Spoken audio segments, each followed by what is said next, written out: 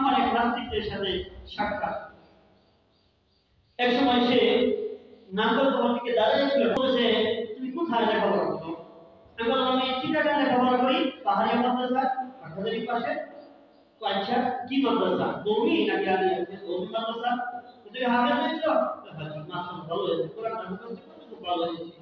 যে পাশাপাশি একটা করিও, তুমি কিছু ওই দাবি ইত্যাদি এই সমস্ত জিনিস আছে না, তো এগুলো মানুষ শিখে নিও। স্যার কেন এগুলো কেন মানুষ শিখবো? তার কারণ হলো তুমি চলবে কি দিয়ে? তোমার 3,000 টাকা বেতন, 4,000 টাকা বেতন, তুমি চলবে কি দিয়ে? যারা ইউটিউবে হিমাইয়া সবাই আপনি হিমাইয়া এই কোরআন দ্বারা কাউকে আল্লাহ তাআলা বহু কষ্ট করেছেন, কোরআন দ্বারা কাউকে আল্লাহ তাআলা সম্মানিত করেছেন, হেদায়েত দিয়েছেন, এই লোকে বহু কষ্ট করেছেন। এখন আমি বললাম না আপনি চিন্তা করেন না, আমার নিজেকে চিন্তা আপনার করা লাগবে না, আমার নিজেকে চিন্তা আমার মালিক করে দিয়েছে। ওয়া আমি না আপনাকে ফিল আমরি ইল্লা আলাল্লাহি রিজকুহা ওয়া আলা মুস্তাকাল্লাহা মুস্তাকা।